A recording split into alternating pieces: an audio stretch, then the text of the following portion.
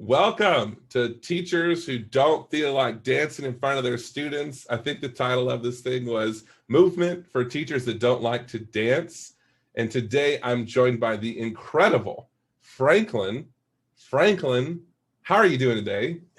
Hey, I'm doing wonderful. I'm so happy to be here with you to share about our struggles with dance in the elementary music classroom. 100% true. And I think when we spoke on the phone about this, it came out so naturally that we both thought this is something we want help on. So maybe we speak about where we're at with this, and then it could equal us learning a little bit more about how to do this better. Absolutely. And giving teachers, some of our struggles, and maybe they'll say, oh, I can identify with that. Or maybe they'll say, oh, wait, I've never tried that before. I never looked at it with that fresh perspective. So hopefully this will be a session that enlightens and gives you some encouragement when we're talking about movement and dance with our students. 100%. I totally agree with that. And I really hope that someone maybe even in the comments of this say, you know what, here are my ideas, because that's where I'm going to learn from this also. I know the two of us, we'd like to bounce our ideas off each other, but I bet there's someone watching right now that has even better ideas. Oh, yes. Music teachers, that's what we do best. We know how to take somebody else's idea and sprinkle some magic on it and make it into a masterpiece. So I'm excited to see what will come from this, and we are thrilled to be with you today. So Tyler, do you want to tell the people a little bit about you before we begin? I'd love to. My name is Tyler Swick. I'm an elementary music teacher in Las Vegas, Nevada. I teach in the 5th largest school district in the United States, which is like the perfect way to just kind of be in your own little world, but also in this giant universe of elementary music teachers. It's super cool. I personally recently won the Yamaha 40 Under 40 Music Educator Award. I appreciate that. Thank you so much. It was a wonderful experience, and I'm very grateful to Yamaha for acknowledging educators across the country. So thank you to Yamaha for that. But other than that, I operate a YouTube channel called Swick's Classroom, where it started a long time ago, but I would put on my sub plans because I hated I have to share my password, or I had to create paper plans. And I thought, it'd be so much smarter if I could just talk directly to my classroom via video. Mm-hmm. This is before the pandemic. And so I would make YouTube videos of me teaching my class during sub days. And I put it on YouTube, and I would just tell the sub, press play on this video. And, they'd be 30 minutes long, but it would be, here's a water break, here's a this, here's a that, play the xylophone. And anyway, it kind of exploded. We're approaching 5,000 subscribers now. Wow. And I'm just, thank you. Appreciate that. Outstanding. Yeah. And so it's kind of grown to creating original songs and creating lessons for when the teacher is there. So I just really love doing that. It's really a passion project. But I'm just glad to be here on top of all of that, because I get to work with you, Franklin.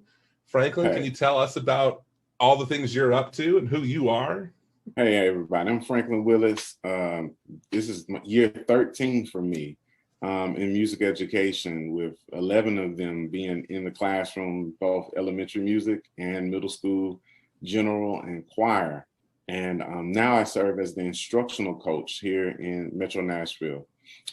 So working with teachers with classroom management, helping with lesson planning, co-teaching, just being a additional support for teachers. So coming throughout the pandemic, that meant being on Teams calls and facilitating, Quaver music. So it's been a wonderful ride, and I'm looking forward to getting back in the classroom and seeing students and seeing teachers. So outside of that, I work with districts to provide PD. I love elementary music. That's my jam.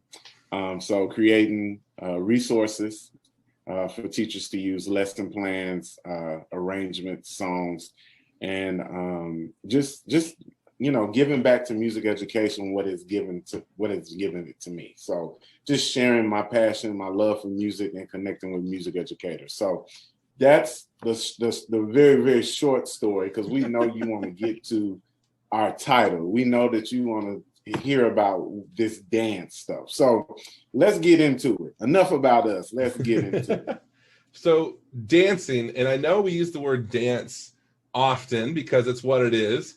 And I started to thinking, how could we use other synonyms for dancing, right? And that's how we landed on movement for teachers that don't like to dance, because the idea that movement might be something different than dance. And I can lie to myself and tell myself that, like, this isn't a dance, this is a movement, this is a routine, this is an action. But a story of why I don't like dance, real quick.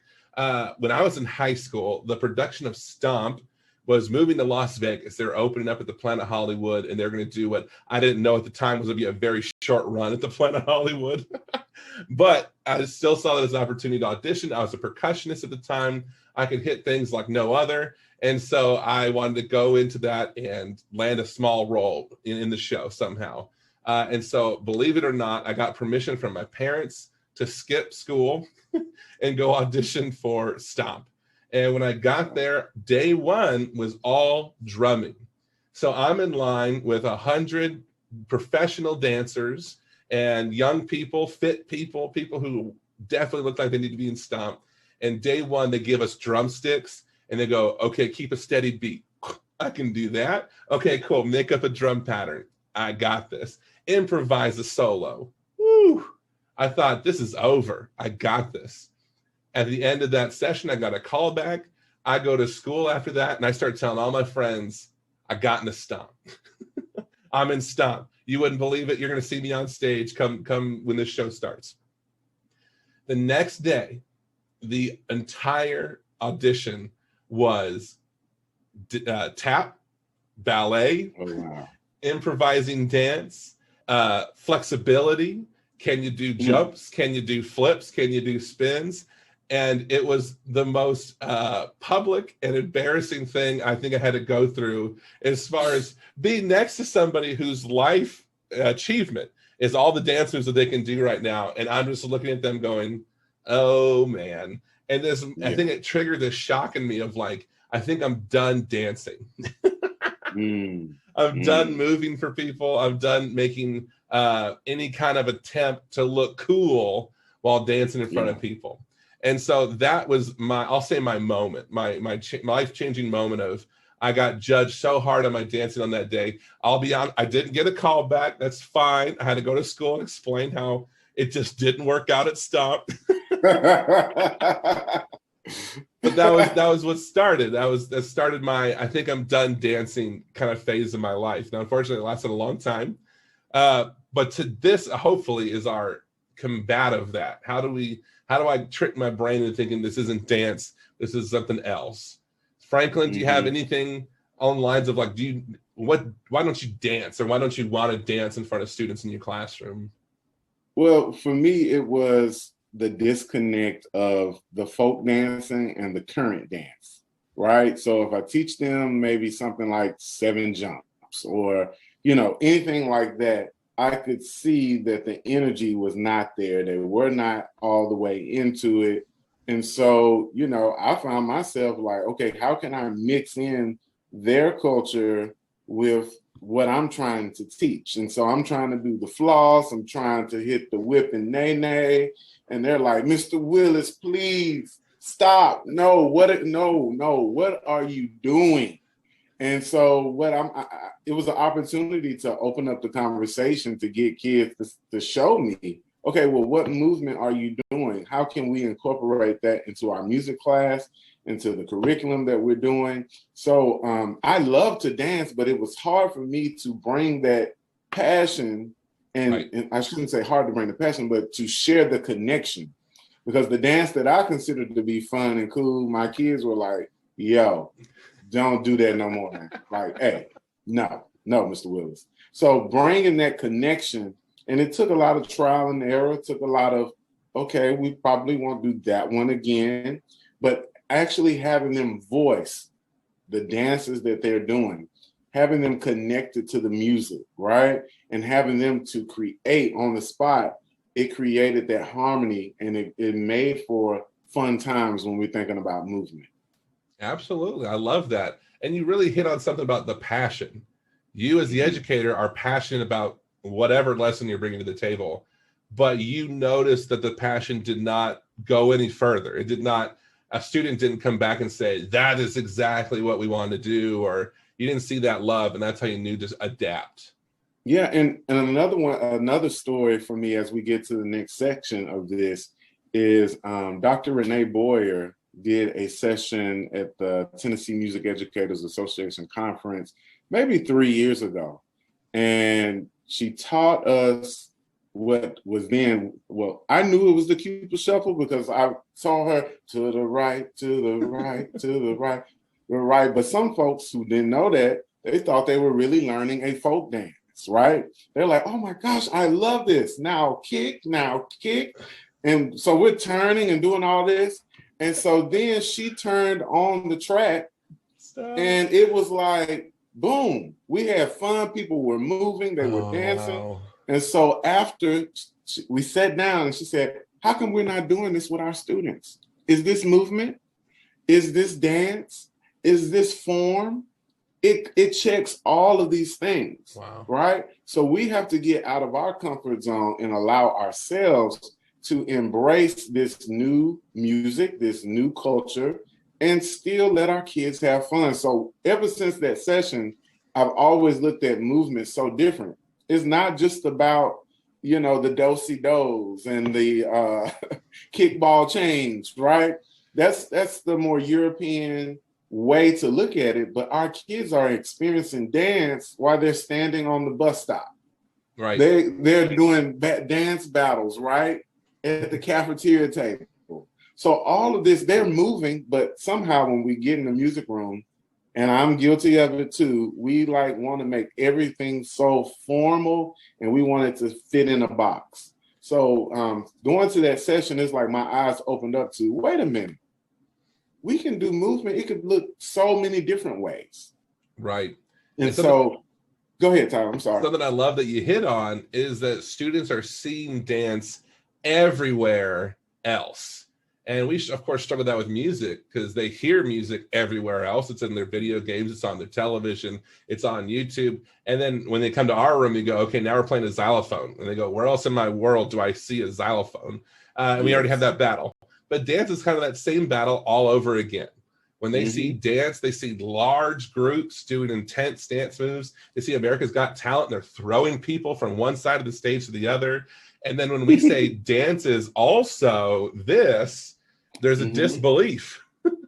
I've never seen this on TV, or I've never seen this, you know, on a 2 million view video on YouTube. And so there's that, we have to create that belief of this is also dance. So I loved what you said about the shuffle, being like, yeah, we learned a very simple dance and the beat comes on and you go, oh, this is the real world. This is something that happens at every massive social event I go to. Yes. And I think it's that simple. It's just really turning our ears and the volume, just turning the volume up and being able to really hear what students are telling us, what they are showing us through their emotions and through their movements. And then once they give us that vocabulary, we take that vocabulary and we mix it in new ways and we combine it with the musical standards, with the outcomes that we want. And so then that's how we can do it. So I know some teachers are like, okay, this is a great conversation. You know, I'm with you, but how do I begin this? Like, how do I break this thing down and make it, you know, something that I could implement this fall? I want to do more movement. I just don't know where to start. Fantastic. So my opinion is that popular music is a fantastic way to get the students to buy in. So you take a song they've heard on the radio and they say, today we're dancing to this. And of course their brains immediately go to, we're doing whatever dance we want. But when you rope them back into, we're going to match volumes, we're going to match dynamics, we're going to match energy levels, and we're going to shrink and grow with the forms. Popular music, I think, is the easiest way to catch a fish, in my opinion, because they go, I've heard this before, right? When we do graduation songs and we always do Count on Me, they go, oh, I've heard Count on Me before. We go, yep, that's your graduation song. There's a real buy-in on that. The downside, of course, being a majority of popular music is not appropriate for the classroom. I'm really bummed out by that. I always get bummed when a song is great and then there's just one word, 2 words maybe, and it's just like, you can't even bring this in my room now. But to get around that, and this is something you've been known to do, is creating your own music with the intention of using it in your classroom. Yes. And so I'm super interested in this because it's never been easier to create your own music. Would you agree with that? Oh, man. Yes, I absolutely agree with it. And it's one of those things that, and I'm going to talk about pedagogy really, really quick. I'm not going to get too serious, but as music teachers, we're trained that if it's not in a manual or a teacher resource or from a valid music ed producing company, publishing company, that is not useful. And we forget about the musicianship that we bring to the table. We forget about our creativity. And so what I love about, what you do on your YouTube page and what I'm, trying to do and show folks is you bring musicianship with you. You can create your own hip hop song, right? Don't just tell me hip hop is inappropriate. We can create our own hip hop music. We can create our own tracks. You can write your own melodies, right? To get your students really engaged. And then that ownership of them knowing that you wrote this for them, and then they can add on what they love about it. That's where the true music making process and the magic happens. And so for me, it's like, how can I do more of that? And I want to show some folks, if you don't know about GarageBand, GarageBand is a very, very accessible digital audio workstation that you can use to create your own track. So I'm just going to open up. You click up here, those are your loops. And in these loops, you can click, genre. Say if I wanted to do a hip hop track. And you have all of these beats that you can choose from. You go through here and you listen to the beats that you like. Hey. If you turn that on, the kids will go crazy already. 100%. And imagine doing an assignment you already have, but you put this beat behind it. If you already have that buy-in, learn the dance, and then throw this on in the background. Okay, I think I like this one. So literally, I'm going to take it and drag it and drop it. So I have this right here. Let me play what you got. Hey. You can have them do some steady beat movement. You can have them mirror what you do. I mean, the possibilities are endless. And that's just an easy starting point. You can do that from kindergarten all the way up to 5th grade. As you're starting class, they're entering the room, walking to the beat, and then you may stop and have them do some echoing. And so you're automatically incorporating the hip hop culture into your classroom. Are there any lyrics to worry about? Is there any content that you need to worry about and be afraid of? No, it's just a beat. It's a vibe, as the kids say. So this is GarageBand. And if you don't have GarageBand, Tyler's going to talk about Soundtrap in just a second. That is an online one. But if you have a Mac or access to any Mac product, this is a free app that you can use. And I get on here and I just get to dragging and dropping and mixing and figuring out what I like. And the thing I like about this is with this loop, if I wanted to make it, let's see, copy and then paste. If I wanted to just keep on going with this loop and just have this loop for 5 minutes, it's a track that I have for 5 minutes, I can do that. And I have me a whole beginning of class, warm-up situation, or maybe it's the end of class. And then the other thing I'll say before I pass it back over to you, Tyler, is with movement, we have to think about simplifying it first. We got to give them the foundational movement. So, and this is off the top of my head. So if I was doing a movement idea or activity, I could ask students to pose for me. Pose like a basketball player. Give me a statue. Pose like a teacher. What does a teacher look like that's happy to be off from work? Oh, you're going to get so many different types of poses. They're going to make you laugh.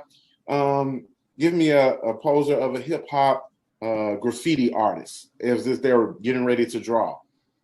So then from there, all right, 1, 2, 3, pose on the beat.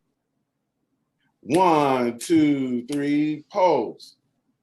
So what you're doing is you're building that internal rhythm. They're moving, they're giving you different levels.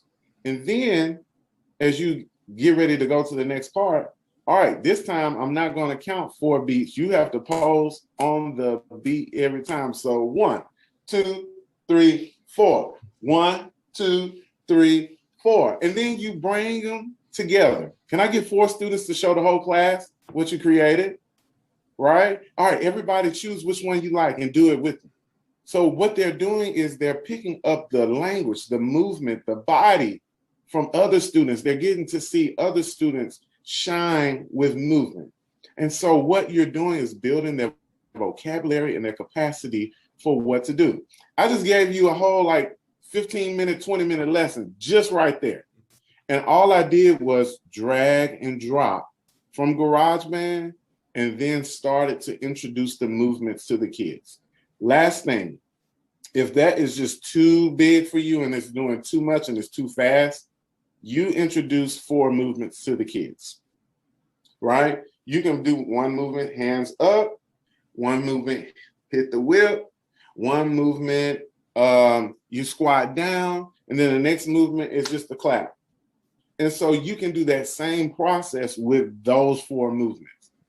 And then your kids, at least the kids I've worked with, they'll say, ooh, what if we added, ooh, I like when we did this. And then they'll start connecting it to past experiences that they've had in your music room.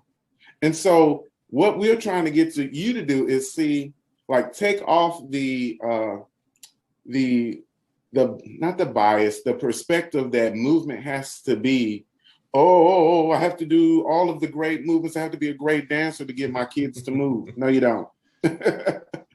You just have to have an appetite for learning and for creating and trying something new. So Tyler is going to share with us a little bit about Soundtrap. I went on a total... Yeah, I love it though. That's it. Full vibe. But Tyler, share with us Soundtrap. Yeah. I know that's your thing. No, it's awesome. And I want to grab back. I mean, you say so many nice things, and I never want to interrupt a flow. But just to go back and emphasize or to make you say more about it. But the idea that you created saying we're going to reach up for 4 counts and we're going to hold it. So that even that kid that doesn't know too much about movement, they can hold their hands in the air for 4 counts.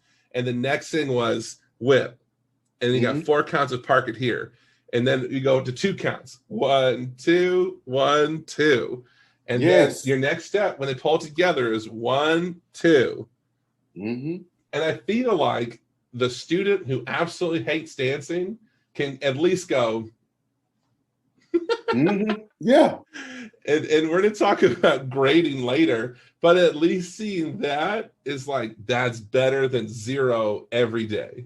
Yes. And I want to emphasize that because you said that, I thought, well, I'm doing that. I'm definitely taking that away from this. Yeah. And it's just those simple movements. And that is dance. Right? And just thinking about it in a very elemental way, I found that those statues and those poses, they love those. And it gets to show their character and their personality. And it's just fun. And when you're bringing the fun factor in it, then it becomes contagious, and then they're excited about what they're doing. No, I love that contagious concept. Someone told me in high school that right notes are contagious. Like the kid that figured out the song first, they're going to spread that knowledge. And so I love this concept again of the student that's excited about the dance, or the student that's doing extra, the student that's hitting it hard. That energy level is going to bleed over into the other students who are going, yeah, I guess they're enjoying this. Right? Absolutely. That's awesome. I want to take the attention over to Soundtrap. And the only reason I want to introduce Soundtrap is because sometimes GarageBand's not available. I'm equally guilty of not having GarageBand. I don't have any Mac products, but then my wife has like, all the products, all of them, and so I can go to her whenever I need to definitely use GarageBand. But Soundtrap is I'm gonna say recent. I didn't discover it till the quarantine, but this is owned by Spotify, the company that is like the #1 streaming service on the globe right now. They decided to make an online software where you can record and create online. And they've really heavily pushed into the education space. And so this specific software, you can license to a whole school. You can buy seats like a classroom. And then your students register to have this on their own. So not only do you get as the educator, but the students can access on whatever, anything with a web browser. So it doesn't matter the hardware they have. But similar to the GarageBand, if I go to this top right corner right here, these are the list of all the available loops to the teacher and student. And you can see even some say new, because they're always still working on stuff. Let's see what this is. Very calm, very relaxing. Yes. Very fluid. So it's almost like the antithesis of like our hard-hitting beats. But I just randomly picked that one. So now let's find something that's like the opposite. I'm going to go to my categories. I'm going to say beats, drums, R&B, and now let's see what happens. At the top, so there's going to be hi-hats and snares. Let's go to full. All right, I give it a double click. It lines up. I'm going to press play. Okay, now we're in action. When students walk in the room, I love this idea. You said they're going to walk into the room and hear this and say, okay, come on in. Stand on your spot. Yes. Our hands go up. And then they drop. And it's just like, you're not going to have behavior problems coming in your room if they're going, what is this? I got to do the motions. Yes. I got to do that. And I mean, I'm going to act like that's mine. You said that a couple minutes ago, and I'm going, yep, that's a part of me now. But this is the game now. With 2 loops, it automatically loops it, so it's going to play constantly. So if you are in the classroom, if this is on your school computer, you could just press play. You don't need to export it. You don't need to make an MP3. You don't need to make sure you have a CD player. This just goes. And so then the cool part being, just like all of this is stuff GarageBand also does. So none of this is unique. In fact, I think a majority of this software is a duplicate because they understood that GarageBand was so hugely successful because it was user-friendly. So this Soundtrap, they took the same concepts of like, this needs to be double click and play. Alrighty. So now let's look for a melody. We're going to go synth, EDM, because that's crazy. And let's see if we can find some fun melody.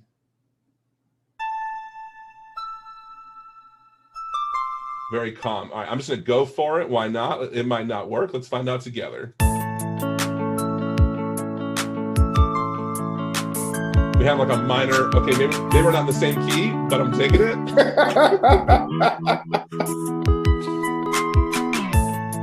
Okay, so that's my interlude. When I don't want to talk, I'll have that playing. I can hit the speaker with an X, it goes away. I can talk, I can give directions, move over here, get on your spots. All right, now let's do it without me talking. And I can press the melody back on while the students are doing their stuff when I'm not talking. So the fun part is we're also arranging on the spot. So think about like all those dance instructors where it's like, I don't know if you've seen like the Peloton videos, or at least the things that make fun of those, but they're high energy and the music's the whole time to keep people biking as fast as they can. But to have your class with a groove constantly going, in my opinion, the student who wants to move, they're gonna move. We're giving them something to move to, which is exciting. Those moments of silence are gone, right? There's always something going on. If you talk about students always want to be engaged with, if this beat is really filling those silent moments, oh, let me pass out these papers. Have this going on in the background. Oh, let me get everyone in the circle they need to be in. And it kind of engages audibly, in my opinion. So in the cool part, you could turn on these melodies. That melody could be a little bit better. But then also, just like GarageBand, we have the option to record your voice.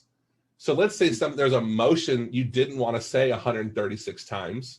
You could record yourself saying up, down, turn around, and then loop that, and then it will keep saying it for you while you're going around helping the student that needs help. Or maybe you're needed with anything else in the classroom. Right? There's 1,000 reasons why you can't be teaching. So you could record your directions, your dance motions directly onto your project. I could try right now. Let's see if there's any latency issues, but we'll see what happens.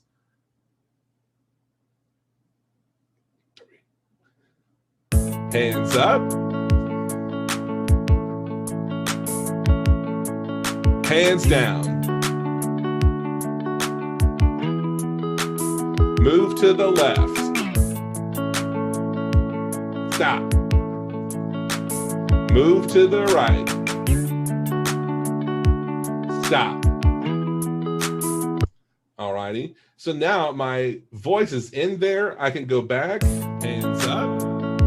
Then put some reverb on there too. Hands down.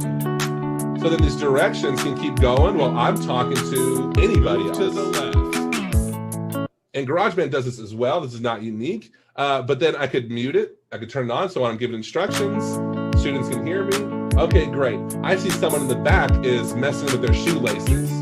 Class, do the dance. I'll be right back. I can unmute my voice. And while I'm working with shoelaces, kid, hands up. Hands down. Shoelaces tied. The kids are still engaged. The recording is still going. Move to the left. Okay, so that's just it. Live in the moment, we could be doing these fun things. And it's just a tool to help the movement continue on. And I think also with continuation, that continuous movement, we lose concern that we're being watched. If there's these really concise moments of like, now we do the dance, everyone's looking to see if I'm doing the dance. I think there's continuous motion. You start to learn, or you get comfortable with the idea that maybe no one's looking at me, or maybe no one cares, or maybe I'm comfortable now. And so that's Soundtrap. It does, I believe there's a free version, which is great. There is a paid version, which just has more things in it. But if you're already a Soundtrap school, or if you're considering any kind of music technology, I think it's going to just double down. Or if you're a Mac school, GarageBand, I 100% support that, because literally you can accomplish the same things. Wow. Whew. You just gave a full masterclass on Soundtrap, created a full track, gave us teaching directions, recorded it, told us about the kid who was tying the shoestrings. I mean, what more do we need? I mean, I really believe that this is a secret sauce, especially for elementary music teachers. This 100%. Is a special recipe that Tyler has just given you that will really, truly change your outlook on movement. Change your outlook on using technology in the classroom, and give you the tools to really be successful and try something new. And I just love the fact that that music was the total opposite of what I played, but it still worked. It was smooth, it was relaxing, and it still encouraged kids to move. And so when we do things like this, I'm so glad I signed up for this, because I'm taking all of that and I'm going to run with it. I'm just letting you know. That's fantastic. No, I love that though. That to me, that's always a sign of like, when we talk, I feel like I'm a better teacher when it's over. And that's just like on the phone. So the fact that we get to do it like this, where we're actually showing physically what we're doing, I get such a joy out of just picking your brain. And I'm hoping the audience feels a little bit the same way. Yeah. And please, in the chat, if you hear something or spark something else while people are watching this, you all can be in the chat just coming up with even more ideas to really expand our knowledge and expand our teaching practice, because that's what it's all about, is sharing, hey, this is what worked really great for me. It might work for you. And then when you get it, you're going to add something else. Tyler took my little idea of having music at the beginning of the class, and in seconds literally transformed it. So that is just, this is too special. So the next thing we want to do is talk about how you can use books to get students to move. And the book that I'm going to share with you is Edward's Rhythm Sticks. It's a book I wrote during the quarantine that it's about my son and his love of rhythm sticks, but it also gives students an opportunity to move in some very, very fun and engaging ways. So in the story, there is a line that repeats, he clicked them up high, he clicked them down low. He click, click, click, wherever he go, right? And in between those lines, I got my rhythm sticks here, matching colors, green and orange. I don't know where the other ones are. But he clicked them up high. He clicked them down low. He click, click, click, wherever he go. So third, fourth, fifth should be able to do those rhythms, but with your kindergartens, first and seconds, that little syncopation may be, too much. So my idea is, instead of me telling them how he clicked them up high, students get to create how they want to click the rhythm sticks up high. They might click them all the way up here. They may click them over here. They may try to click them behind their back. I'm encouraging all of that, right? Because we want you moving and we want you to get the rhythm. And so throughout the story, Edward goes to school and he shares his rhythm sticks with his friends. He was so excited to get them as a birthday present. When he comes home that afternoon, he's at the dinner table and mom is trying to get him to do his homework, and he's just focused on those rhythm sticks and he's clicking up high. Dad comes home and is like, hey, we ready to eat dinner. And he's like, Dad, please, can I play him one more time before I have to eat my dinner? Right? He goes to church. So it's all about music in his community and how rhythm is transferred in our lives and how music is everywhere. So there is a track. If you go to fflatbooks.com, if you go there, you'll get the audio book. And I want to share with you.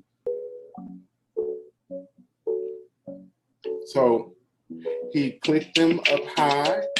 He clicked them down low. He click, click, click, wherever he go. And then you just have the students move and click on the steady beat. However you want to do it. Hi, guys. And down low. To the right. To the left. Up high. Down low, right?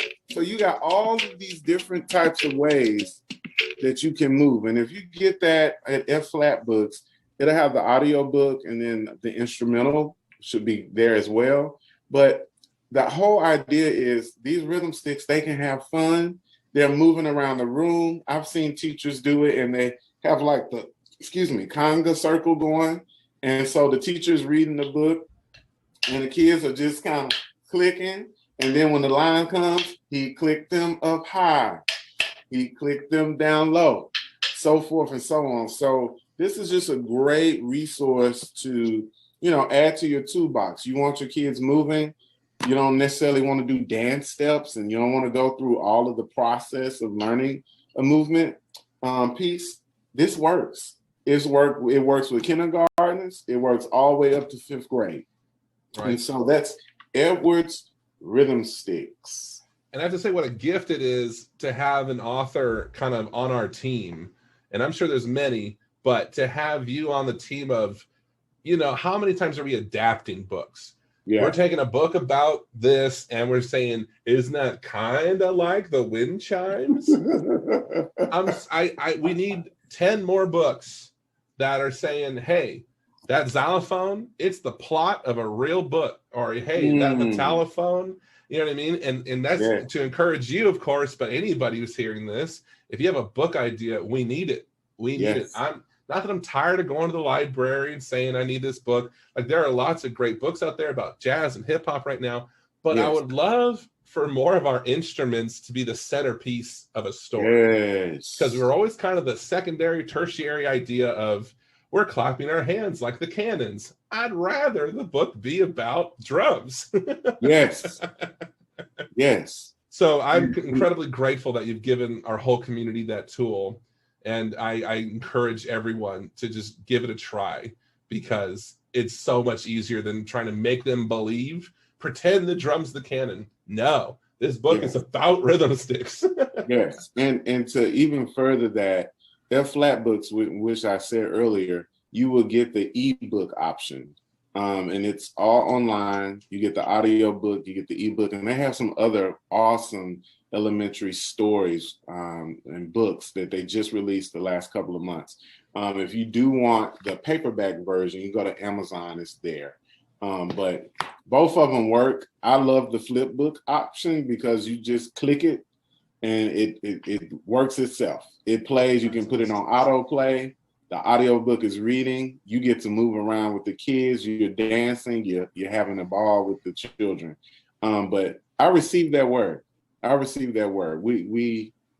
has to happen. More books. Absolutely. 100%. More stories. So speaking of adapting books, this is a book. I have a 3-year-old daughter, and we got gifted a ton of books at the very beginning of like goodnight books, essentially. And this book came to us from a family friend, and I'm going to uncover the author. There we go. That'll just be nice. So Mixed is a colorful story, and I'm sure a lot of people have already read this. I've seen this on some recommended pages, but it's all about how red, yellow, and blue don't get along, and they separate each other, and they say yellows live over here and blues live over there. And then the punchline at the very end is that these primary colors mix to make secondary and tertiary colors in the very end. So they combine what's unique about them into making even more unique people beyond that. And so these circles have so much to teach us, but what's fun is it opens up with already some prompts that help the students get going. The first one is red was the loudest. Can you imagine the mayhem in a classroom? When I say, okay, if your favorite color is red, you're gonna get in a circle over here. Guess what? You're the loudest. You can't just scream. You got to do a motion to match your screaming, right? They go a little bonkers. Yellow was the brightest. Now it's fun because it's a problem. You can't. How do you look brighter? So the students, they're going to solve that problem. And yeah, there it is. The eyes always go big. I'm so bright. And then blue is the coolest. All right, and you got to do a motion of how cool you look blue. Very cool. So the idea being, they're introducing these ideas. They have to do those ideas whenever I mention their color. And by the very end, we have more colors. We have colors that are coming out that we didn't have before, like orange, purple, and green. And I'm trying to follow along my book over here. And pinks and yellows, darker yellow. Anyway, these colors that came from combining those colors. So now we need to combine, all right, loud and cool. Students, you have 30 seconds to figure out what loud and cool looks like at the same time. And then they create that idea. And so it's less structured, it's a little bit more fluid, but the idea that they're forced to create and they're forced to adapt. And I really like that idea that they say, oh, that group came up with loud means and cool means driving. So how are you going to drive and look bright at the same time? But now everything I've learned today, I'm going to say, you have to strike that pose for 4 beats. You have to strike the other pose for 4 beats. You have to strike the other pose for 4 beats. And now we're going to do it down to 1 beat, 2 beat, and make it something where they have to go, so that it's constantly moving. And then guess what? We throw on a track, any track, and that's our beat. That's our song for today. And I feel like that's going to really get some sweat happening in the classroom. I don't know if you ever measure your success by, are the kids sweating like it was PE? Oh, I have. And I have been on the other side of the sweat. It's like, woo, we moving. And if you try to do that lesson, like, again, the next hour, it's like, hey, let me take a sit. Let me chill for just a second. All right, so next. Those pre-lunch kids, the pre-lunch kids don't get why you're tired, right? They're like, we're going here to lunch to recess, they're jazz. And you're like, listen, this is the third time. I've done this. Woo! It's too good. Okay, so I love everything that's happened so far. The dreaded part of creativity is that the school wants a grade for that child. You and I brainstormed this, and I have to say, you and I maybe didn't even like that we had to grade, right? Yeah. It's kind of like we both understood that this was, we would both much rather say the student got something out of this than they got a B out of this, right? So our idea for our rubric, number one, we thought the easiest thing to judge is participation. Did they do it? Were they sitting on the floor? Were their arms crossed in the back of the room? Or were they doing it? And that's an easy yes, no answer. But unfortunately, probably has to go a little bit deeper than that. Yeah. Our next thought was range of motion. If the dance move is this and they're going, and now, unfortunately, you and I both understand there's a student in the room who loves music, who loves your class, who does not want to dance, who does not want to draw any attention to themselves. Yes. So they might not get that range of motion check, but you and I both know they're doing exactly what they're supposed to do. Right. So that's where like the heart is out of this, right? Absolutely. And for me, it's like, did they get 2 out of the 3 checks? That's an A, right? I tend to grade on the side of grace. If you had something going on that day and you were there and you participated, you didn't give me your full 110% that you normally give me, but you gave me 85, you gave me 90%. You're all good in my book. You know what I mean? Right. And so for me, it's about, did you move? Like, not how great you move, but did you move? And if the answer is yes, then we move forward from there. And then those students that maybe today wasn't my day, you get another chance the next week when I see you, right? I might pull you to the side and say, hey, what's going on, Tyler? I noticed that you didn't, really participate like you normally do.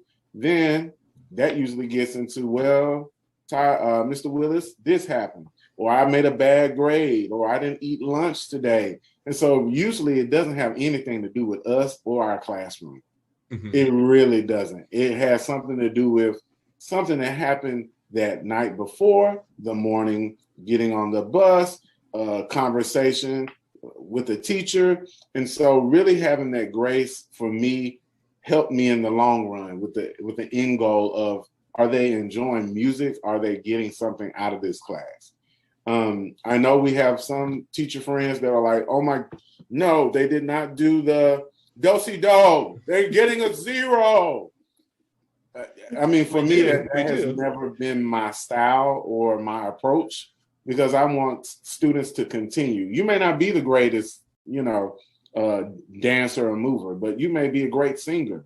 You may not be a great singer, but you are the bomb on the drums. So everybody brings their own gifts and talents. And my job is to, expose you and accentuate what you do well and give you some help on the things that you don't do so well. 100%. I love that. And grading with heart, I think is the easiest thing to do when you love it. And it's the hardest thing to explain when you finally think someone doesn't deserve a good grade. Yeah. Because you've made so many exceptions in the past. Yeah. And then when you finally come around to, I don't think the student's trying, because you're passionate about it, you can't describe like, well, they just didn't try. It's so difficult. I'll leave it at that, because the emotion gets tough. How do you measure that?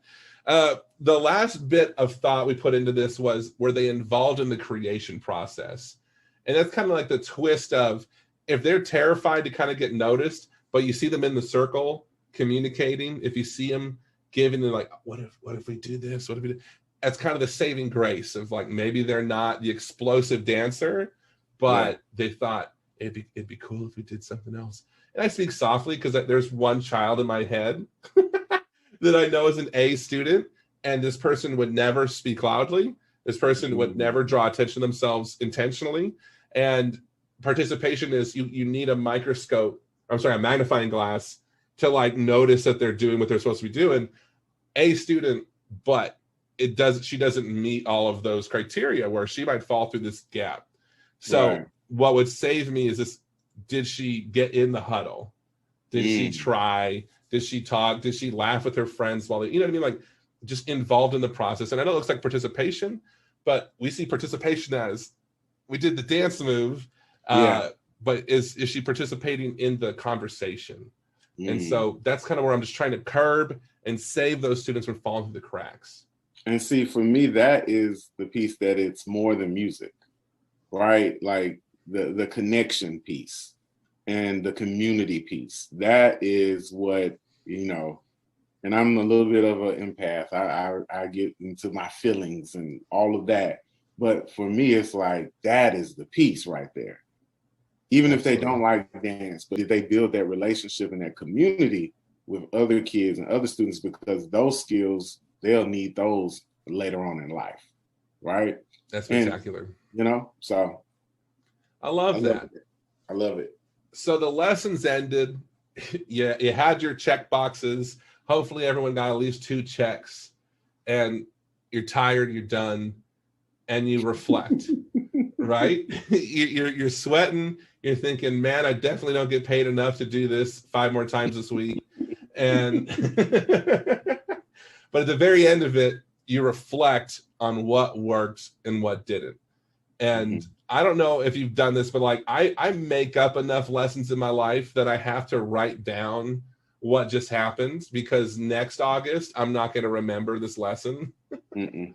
So do you have any tips for, you loved this dance move, the kids kind of went crazy for this dance move? How do you warn future self of what worked and what didn't? Well, for me, it's like immediately I focus on the things that went great. Like, what went well? The beginning, we had some hiccups in the middle, but then the ending. So the beginning and ending were phenomenal. Now, let's take a look at, okay, what was like the cricket moment? Like, what was the moment that was like, okay, where is this going?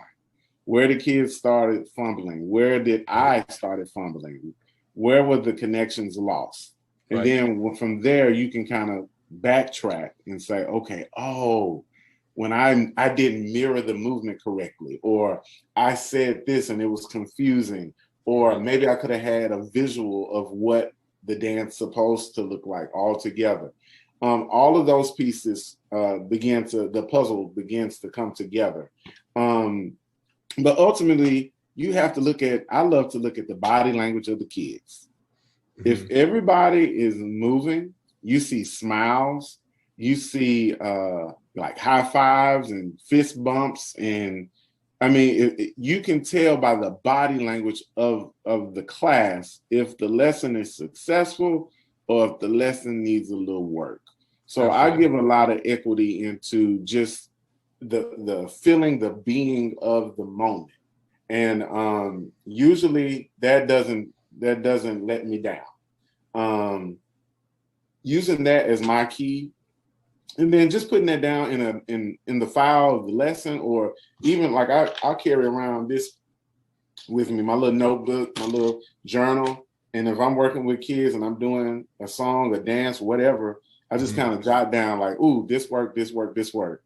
And then you'll be able to come back and look at that and say, that's right.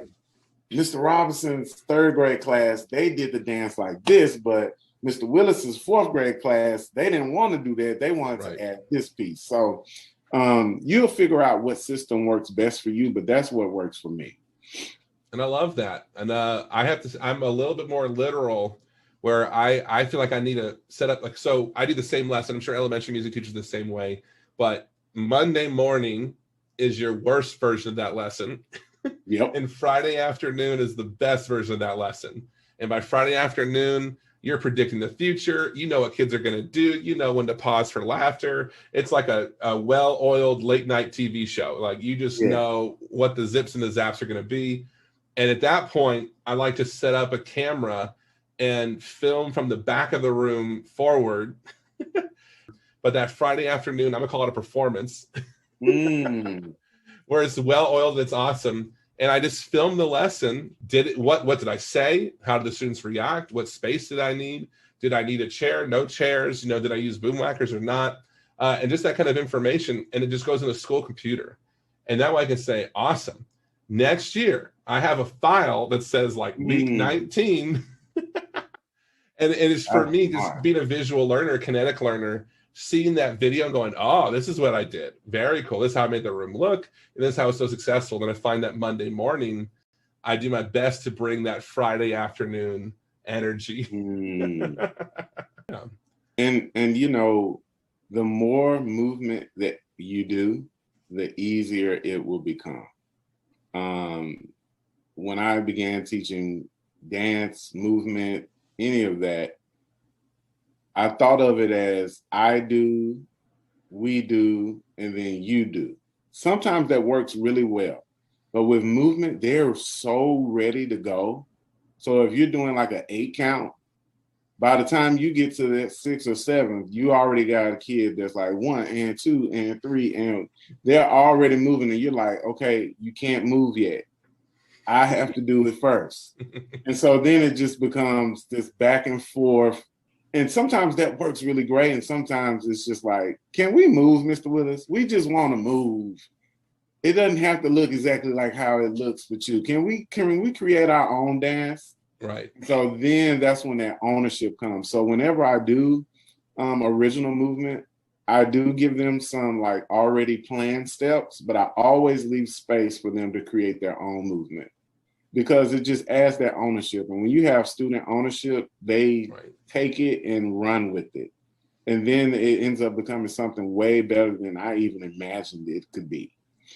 So that would be like one of my parting, thoughts that I would share is just the more you move, the easier it'll come, the more natural it will become for you as a teacher, and your students will begin to pick up on the process. They'll begin to try new things. They'll begin to see the fun in the activity. But if you only dance once a year, if you only pull out something, it's going to be foreign. And we have to give our students some grace. Like, hold on, this is new. You want me to do what? Spectacular. Especially when we come to those folk dances, you want me to go in between and around and under and elbow and then come back and say, yes, wait a minute. We ain't never done any of this. What is this?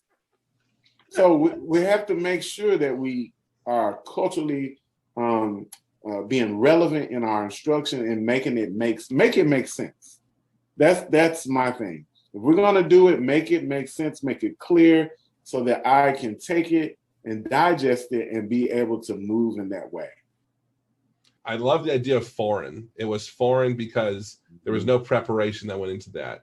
But if it's a monthly routine of it's the second week of the month, we're doing dance, and I'm sure there's some people that are so dance orientated, they're dancing more than they're, playing recorders. Yeah. But that's great. And I just have envy. That's about it. I only envy that. Well, for me, Tyler, the movement was a major part of how I began my day. If I didn't have a track, I had a drum and students were moving their feet to the beat.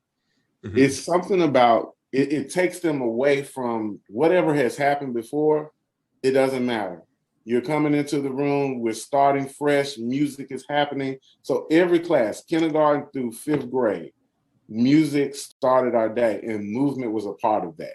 Now, of course, were we doing like, a full 8 count? No. But were students doing body percussion? Yes. Were they moving their arms to the steady beat? Yes. Mm-hmm. Were their feet, were they freezing after my drum stopped? Yes. So it's that awakening of the body, awakening of the mind and the spirit for me that, okay, even for me as a teacher, my last class, okay, that's over. I'm starting brand new. I'm starting fresh. And so that movement for me it just became organic.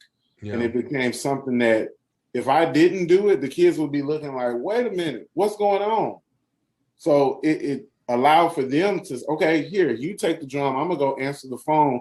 And then that became a student leadership opportunity for the kids. So, it's just those little things that can make such a huge difference in how you begin your lesson and how the kids enter your space. If they know when I enter the space, I'm going to make music, no matter what, we're going to make music. And we're making music within the first minute.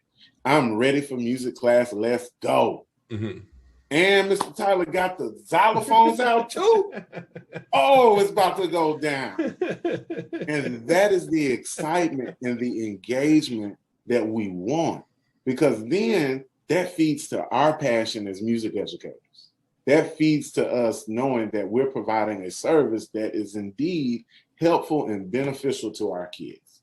So I love it. I hated that I had to go on like that, but I had to share that. Like, no, I love that, and it was the most perfect conclusion I can think of, because it has this positive message, but there's nothing truer than what you said, and I feel like I took a lot out of that.